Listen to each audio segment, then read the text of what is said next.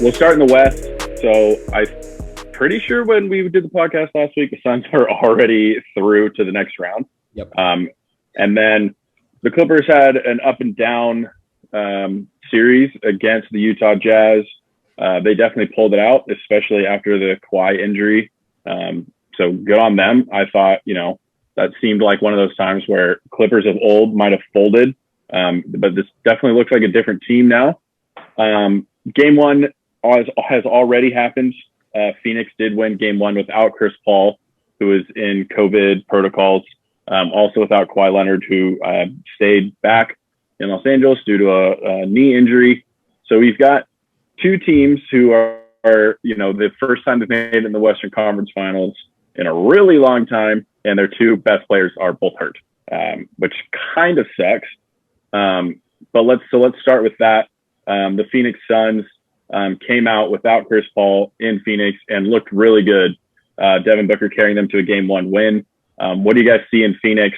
And should the Clippers be worried with how good the Suns have been so far in these playoffs? Yeah, well, the Clippers have gone down 0-2 in every series and found a way to come back and win. It kind of just seems like their MO. They just kind of get a feel for the teams they're playing, kind of test the waters a little bit, and then seem to make the adjustment. So I think for me, if I was a Clippers fan, that's a really good sign. Like the fact that you're able to go down early and your coaching staff and your players are able to make the adjustment and able to quickly find a way to beat the team that you're trying to beat in a 7-game series. I think that's a really good, to me, that's a sign of a championship caliber team. On the other hand, the Phoenix Suns seem unbeatable right now. They just are they're banging on all cylinders. Devin Booker is playing like an absolute stud. So it'll be interesting to see. I think the Suns are definitely the best team the Clippers have faced so far, but we will see what happens. Yeah, go for it. It's going to be it'll be another battle of the series, it seems. Going off what Tyler said too, they keep losing the first game, and then the coaching, it's kind of like they're getting a feel for it. It sucks to lose close games like that, though. You want to try to win as many of those close games as you can. I think the biggest thing for the Clippers is somehow, some way trying to pull out the second game there. You want to get at least one game on the road, especially if Chris Paul won't be playing again.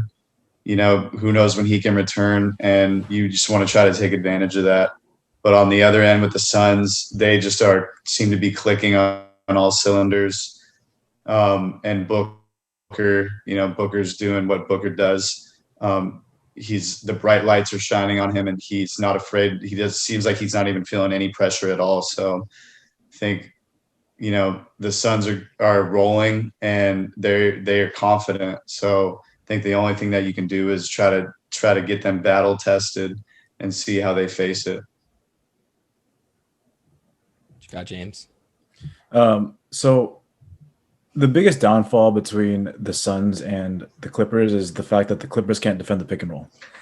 DeAndre Ayton is a big mismatch for this team because Zubac and Cousins can't do anything to defend him. D-Book's running that pick and roll with DeAndre Ayton rolling, and the guards and Reggie Jackson and Rondo, they're going over or they're going under, and either way, D-Book's going to hurt you. He's either going to drive to the basket or he's going to step back and take a three. And with that, if you cover that well and you defend that pick and roll well, you still have DeAndre Ayton rolling to the basket for an easy dunk. It's impossible to defend them until they figure it out. So I don't know. What really helped the Clippers win in the last series was that they went small. And you can't do that against DeAndre Ayton. You can't go small against them.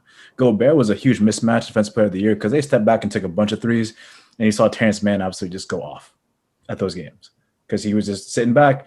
Gobert is trying to defend him, and he just dropped back and hit another three over and over and over again. DeAndre Ayton's a little bit faster than that. He's going to close out a little bit faster, so you can't do that anymore. You can't go small. So if you can't go small, what do you do next? And it's more so, what are the bigs going to do to defend that pick and roll better than they already have? If they can figure that out, they have a chance. But as of right now, if they keep running that same play over and over again, D-Book's going to run a triple-double, and DeAndre Ayton's going to shoot 80% from the field with a double-double. That's the hard part. Yeah. I look at this team a little bit differently than even the last couple teams that the Clippers have, came back from. The Clippers, I double checked, boys. This has only happened once in history to come back twice from a 2-0 deficit. And to do it a third time, the stats were already against you. And you'd be doing it against a Phoenix Suns team that is firing on all cylinders without the guy who's automatic, Chris Paul. I worry, and I think that if the Clippers want to have a chance to win this series, they need to steal an away game.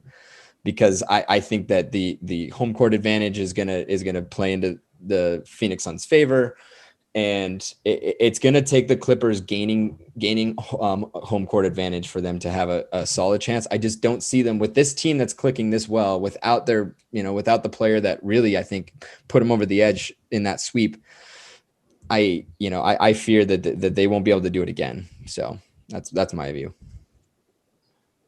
Yeah, I think the Clippers, it's tough, obviously, to continually fight back and go down 0-2 every single series.